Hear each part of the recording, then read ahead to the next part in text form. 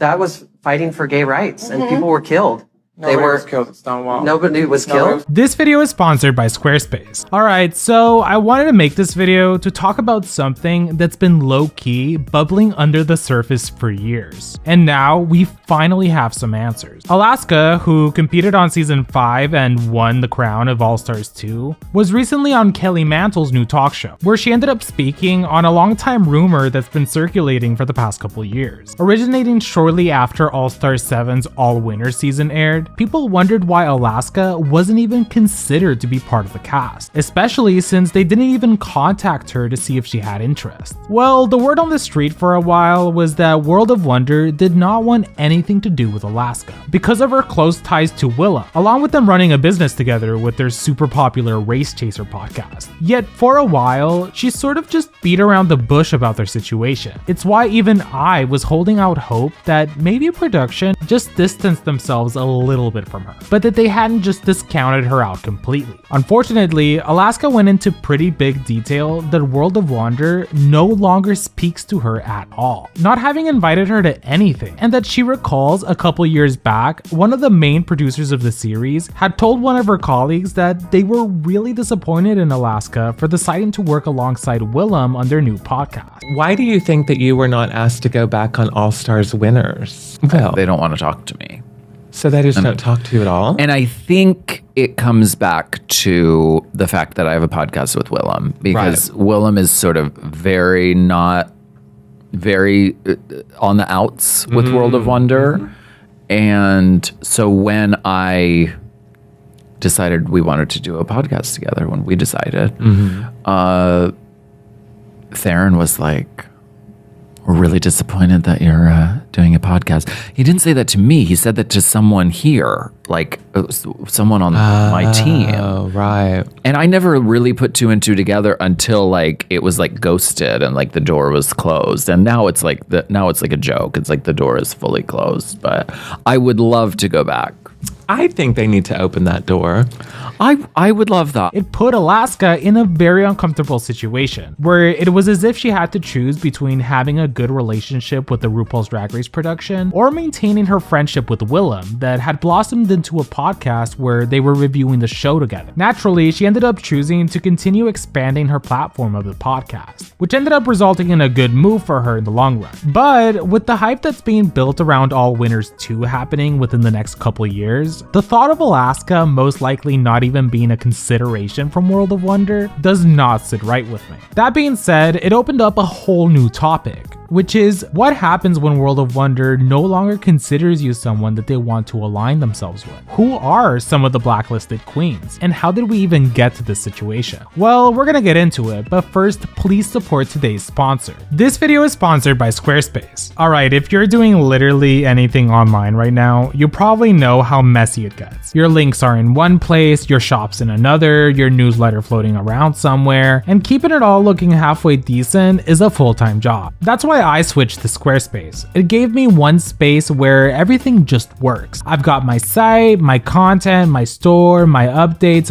all in one place. No juggling 5 logins or fighting with broken templates. Just drag, drop, tweak, and done. It looks good, it works everywhere, and it actually feels like it's mine. Squarespace also covers the stuff you don't want to think about but totally need. Custom domains, SEO tools, email campaigns, analytics, even e-commerce with Apple Pay and Klarna built in. So whether you're running a full-on business or just want a site that doesn't look like it's 2008, and best part, you can try it for free. Just hit the link in my description, and when you're ready to launch, you'll get 10% off your first site or domain. And thank you once again to Squarespace for being such a long-time loyal supporter of the channel. Now let's begin. World of Wonder is a production company that's been around as early as 1991, which was when it was first founded. Largely focusing on LGBT representation in their films or short TV shows, they produce stuff like The RuPaul Show, which was Ru's talk show that aired between 1997 and 1998. Essentially, they go way back when it comes to their humble beginnings, especially with their connection to RuPaul. It's no surprise that it's them that ended up wanting to help Ru bring to fruition her vision for RuPaul's Drag Race by filming the first season and trying to find a network that would want to platform the show. Flash forward to today, World of Wonder has produced 17 main seasons, 10 all-stars, and countless spin-offs. While their team has expanded, a good amount of their employees, spanning from executive producers to camera operators, story producers, etc., have been around since the first 4 seasons all the way till now. You can sort of notice it because most of them have their names that appear in the credits of each episode. And eventually, some of those names end up becoming familiar the few times you decide to read one of them. Now, while World of Wonder has partnered with several networks throughout the years, they're currently sat with MTV. Yet, while the platform they've been able to obtain has gotten bigger, in a sense, from what we can gather from the Queen's stories, is that the production of World of Wonder, at least in terms of their influential personas, are a pretty close-knit group of people, whose main executive heads hasn't seemed to change that much. Although, why does any of this matter? Well, while World of Wonder has grown into a multi-million-dollar empire with global spin-offs and a streaming platform of its own, the core production team still operates like a small insular group. In many ways, it resembles a high school friend group that suddenly became famous, but still handles disagreements, loyalty, and drama in really petty ways rather than the way a huge entertainment company would. As mentioned before, the producers and behind-the-scenes decision makers, from story editors to casting coordinators, have in many cases been around since the logo era. When you have that kind of long-term familiarity, it becomes much easier for personal feelings, grudges, and internal loyalty tests to influence professional decisions. Think of it like the fan base. There's groups of viewers that really love certain queens, while other viewers like the complete opposite set of queens. Each one of them wishing the queens they liked were given better treatment, while the queens they don't like, they don't want to ever see back again. Now imagine that one of these groups of fans was able to now have power over who will get cast on the series moving forward. World of Wonder has a lot of say on if a queen will get invited back, who gets more screen time than others, or in the long term, who will be included in special content or events that they'll make. So, if you get on their bad side, even by mistake, it could mean that you've been dropped and are now on the blacklist. In the case of Alaska, it wasn't just that she worked with Willem, it was that she publicly aligned herself with someone that production saw as someone that was super critical of them. It was very much like, oh, so you're gonna be friends with her even though we don't like her? Then we can't be friends at all. Although being brushed off by production for virtually no reason, or I guess not a fair reason, is not an isolated situation. If queens make a single offhand comment, criticize production in an interview, or even just voice support for someone World of Wonder has had tension with, they run the risk of quietly getting ignored for any future opportunities. It also tends to happen with no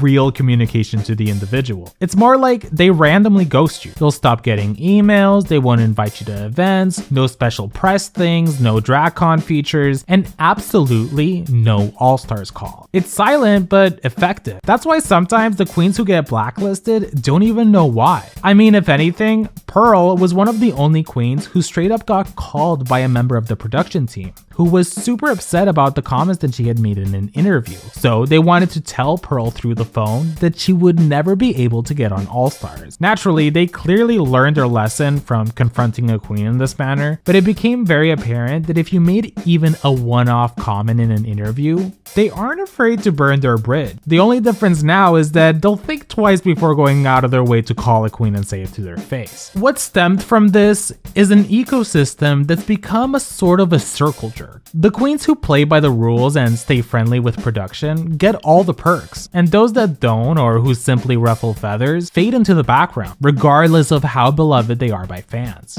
In contrast, big Hollywood productions often don't let personal issues get in the way of getting stars on their show, because they know that even if some of the talent that they cast on their series may be hard to work with, they're aware of the potential hit that would ensue just from the fact that fans love them. On the other hand, World of Wonder's internal culture seems to be built more on trust, along with the idea of loyalty, which is fine until it starts shaping the legacy of the queens themselves. That's why when fans ask why certain queens get every gig, every invite, and every redemption arc, while others disappear like they never existed, the answer might not be talent or relevance. It might just be that one member of the producers quietly decided who was in and who wasn't. And unfortunately, if you're out, it can take a miracle or massive shift in the public eye to be able to get back in. To tie it back to Alaska, it's easy to look at her situation and view it as just drama, but it's actually kind of a perfect example of a bigger issue that's been happening for a while. Like, yeah, Alaska choosing to partner with Willem, who we know has had a bad history with production, probably didn't go over well with World of Wonder. But what makes it interesting isn't just the behind the scenes tension, it's what it says about how World of Wonder decides who they want to keep close and who they basically ghost forever. This is what I call post-show politics. A lot of new queens want to stay in their good graces because they decide who gets booked, who gets invited back, who's featured in all the promos and spin-offs, and who gets left behind no matter how much of a fan base begs for them. And the thing is, it's not always dependent on you doing an actual bad thing against production. Sometimes it's literally just a personal thing. It's ended up manifesting on who we've been getting on the show lately. Like, let's be real, we've missed out on some amazing potential all-star cast because production refuses to bring back certain queens. For example, Dita Ritz has been saying for years that she wants to come back, and she's literally one of the most mentioned names on fans' wish lists for over a decade. Or April Carry-On, who's another queen who's had a huge glow up. And she literally started campaigning at the season 6 finale where she said that she was destined to win All-Stars 2, and has a lot of people asking for her return, but she hasn't even gotten a phone call from them. That type of thing is not a coincidence. There's no doubt that all of their names are brought up in the initial meetings of producers deciding the potential cast members, but at one point or another, they choose to remove names that would be really cool to see come back. The post-show politics also creates a weird pressure for the queens who are still being invited to things. Like, yeah, maybe they want to start a new podcast or a YouTube channel reviewing the new seasons, and you know they probably have some tea to share,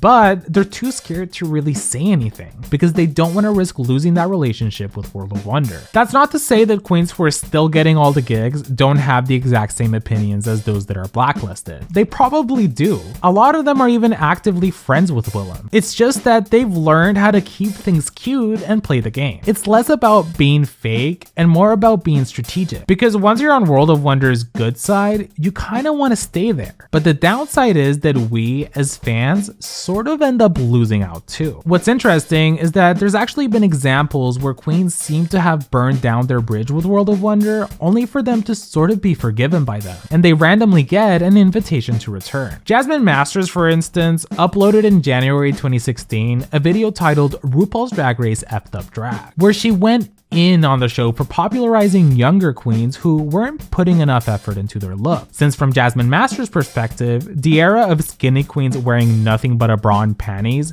was a key shift influenced by RuPaul's Drag Race newer seasons that featured a lot of younger aesthetics at the time. She also said that the only reason she went on the show wasn't because she had a love for it, it was to get herself a bump in her booking fee. This whole situation made it seem like Jasmine would have no chance at ever coming back. She was also an early out on season 7, so it wasn't like there was that much of an argument to be made. But strangely enough, she did end up getting invited back by World of Wonder to compete on All Stars 4, which filmed in the summer of 2018, just over 2 years since she originally posted the video. Not just that, but she also got invited for the Christmas special, proving that even though Jasmine was super opinionated against the show, the production still found value in working with her. That same All Stars season, there was Gia Gunn, who just over a year before getting cast had publicly criticized RuPaul and World of Wonder for not showing the proper respect towards trans women, going off at them whenever she was asked. But World of Wonder, regardless if their intention was to try to mend the controversy they had undergone with Ru's comments on trans queens competing on the series, they saw a queen that was super memorable on season 6 despite her short exit, and were able to push the drama aside to provide us with great TV. Even All Stars 5, we had India Farah, who badmouthed the show for years, saying that she never wanted to return, only for them to randomly give her an opportunity to come back, and even ended up winning the first episode. These are just a few of the examples of queens who seemingly burned down their bridge with the series, but it turned out the production ended up moving on from the drama and still decided to work with them regardless. This means that there is some leeway that exists in terms of World of Wonder backtracking from wanting to blacklist you just because you spoke out against the brand. But here's the concerning part. If they can let go of drama in some cases, it kind of proves that all of this is flexible. Like, there's no hard rule that says if you speak out, you're done forever. It really just depends on who you are, how valuable they think you are to the brand, or if the timing works in their favor. So in some cases, they will decide to rebuild their bridge with you, which sort of emphasizes that if you're a queen that wants to play the game of appeasing production, there's not really any right way to go about it, since oftentimes it really just depends on if production is in a good enough mood to forgive you. Unfortunately, in some cases, World of Wonder seems to never forgive a queen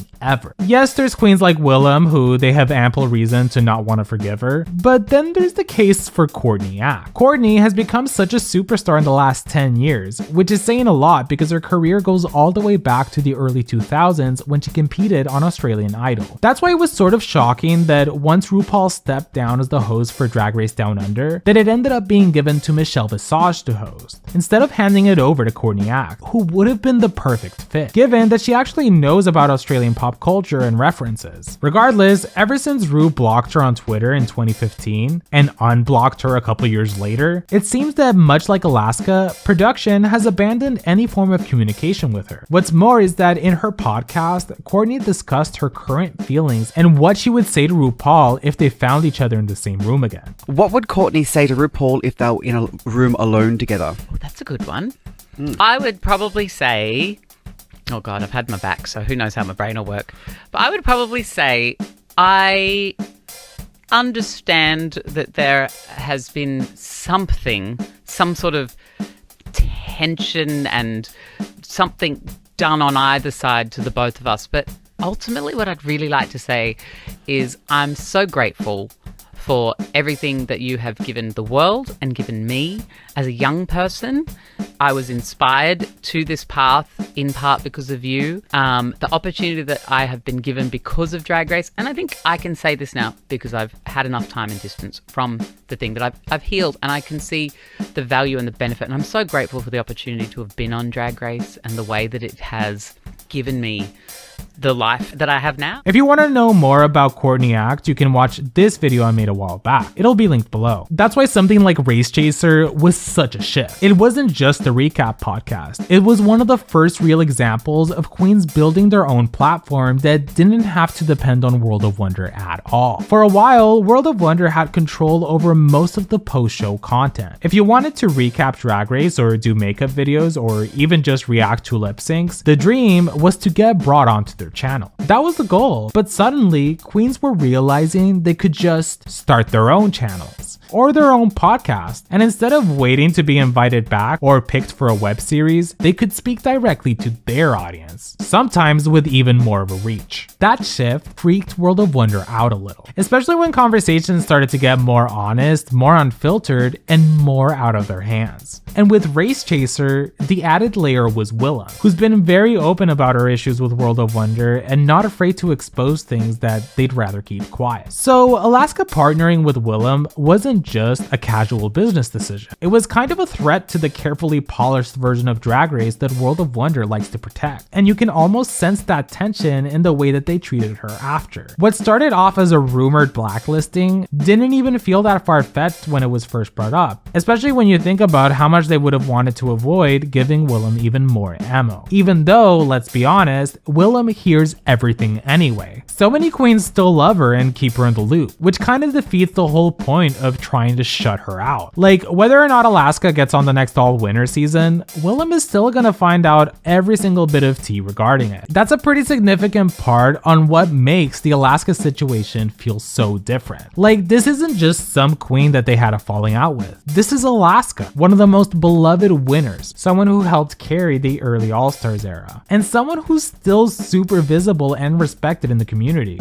If she can get ghosted, it sets a weird precedent. It tells every queen watching that no matter how successful or loyal or iconic you are, if you get too close to the wrong person or start carving out your own lane, they can and will quietly push you aside. And that's not just shady, it's strategic. Furthermore, even something like the Wowie Award, which were supposedly created to celebrate creators and artists within our community, has ended up becoming a super selective process about who even gets to be considered. They'll actively leave out big names from a category if it's someone that they they don't personally align with. And look, that is fair in a way because they're a business and they have every right to protect their brand however they see fit. But when does it start to become a little bit too much? Is it when it gets to the point that they start to contradict the very messaging behind why they created platforms like the Wowies in the first place? Or even the idea that RuPaul's Drag Race alumni are all part of one big chosen family that loves and supports each other even if they don't always agree. That's why if you want to play the long game, you have to be smart. Which brings us to what happens when you do play the way the World of Wonder wants you to. Because for some queens, the loyalty pays off big time, resulting in girls pretty much getting the golden treatment. These are the queens that are always invited back, constantly promoted, and handed outside opportunities. Some obvious examples are Trixie Mattel, Alyssa Edwards, Jimbo, and Georges. They've never really gone on record dragging production, never complained about rigging, and always seem careful to not badmouth the show. They are super big names within the fanbase, but they've also nurtured their relationship with the producers that keeps them booked and busy under the World of Wonder umbrella. Trixie especially has long outgrown the show in terms of mainstream success, but still keeps a good rapport with World of Wonder. Although there's been rumors floating around that the reason she and Katya haven't filmed a new season of in over a year is because they weren't able to reach an agreement for the show to pay them what each of them were worth given the show's reach. I have no clue if this is true, but it's interesting that people are starting to bring it up. The queens that gain the most out of these opportunities do so from being able to stay brand safe without becoming bland, making sure that they don't cross the line too much. That's probably why even after being eliminated early on UK vs. the World, Jimbo was still brought back and ended up winning All-Stars 8, becoming the first Canadian queen to take the All-Stars crown. Or Alyssa Edwards, who despite having built her own empire outside of the show, returned for Global All-Stars and walked away with a win too. Meanwhile, other queens, even ones with huge fan demand, don't get a single invite back. What separates the chosen individuals who get the golden treatment is that they're not just queens, they're unofficial ambassadors for the brand. They get pit stop gigs, hosting duties, DragCon panels. They're seen as an extension of the franchise in itself. And even when small cracks in that relationship show, they never address it publicly. It's very much don't bite the hand that feeds you, and if you do, you better have a backup plan. At a surface level, yeah. World of Wonder has every right to protect their brand, it's their show, their image, and they want to control which queens get a platform. But when you zoom out a bit, it becomes clear that some of these decisions feel less like business-minded calls and more like emotional responses. It's not like this kind of behavior is unheard of in reality TV. Even shows like Survivor or American Idol has had players blacklisted after being too critical of production. But the difference with Drag Race is that the fanbase knows these queens on a different level. They follow their every move online, and the sisterhood that comes from it, is actually intertwined with LGBT culture in itself. So when a queen suddenly disappears or is never brought back for All-Stars, it's easy to connect the dots. This brings to fruition a very important question, which is why punish queens for trying to build something that doesn't rely on trying to appease the production of the series? Isn't that part of the whole point of going on the show? To get visibility, grow your brand, and build your legacy in the years that follow? The idea that queens have to stay quiet if they want to get invited to things is something that I have hope will change in the coming years. In a way, things are already sort of shifting. Fans are way more vocal now. We do notice when a queen like Dita Ritz keeps asking to be back and gets ignored. We tweet about it, we flood World of Wonder's comment sections, yet we've also seen queens learn how to play the game without losing their voice. Candy Muse, for example, has been super unfiltered online, but never crosses the line far enough to get blacklisted. And then you got queens like Willem, who remain massively booked and successful despite being on World of Wonder's blacklist. I mean, her audience is huge and she's pretty much still thriving. That alone proves that the power dynamic isn't all that airtight as it once was. So as we finish this video, let's go back to the reason why I even felt compelled to make this. And that's Alaska. The fact that one of the most iconic winners in Drag Race history might not even be considered to be part of All Winners 2, and it kind of says a lot. Alaska wasn't just a competitor, she was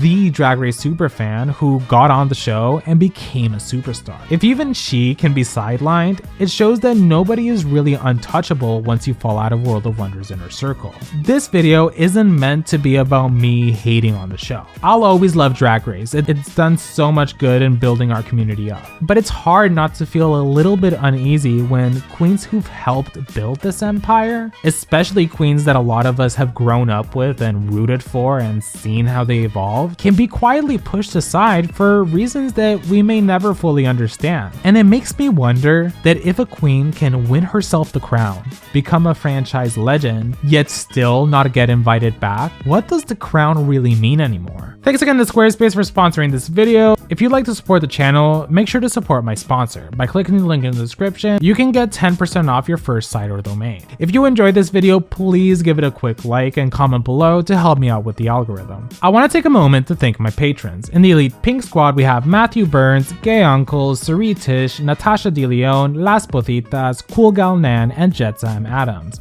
And in the Green Squad, we have Cayman Rider Furry, Edgar Allan Pup, The Only Sean, IJS, Not a Punch But a Keek, Jack Beck, Bashir with the Good Beard, Galeria Gomez, Sarah G, Boiled Peanut, Max Whale, Olivia Marr, Dea, Scarlet Rose, Niall O'Hearane, and Michael Alsante. If you'd like to see your name on the screen, you can support me on Patreon. The link will be in the description. Thank you so much for watching this video, and get ready for more.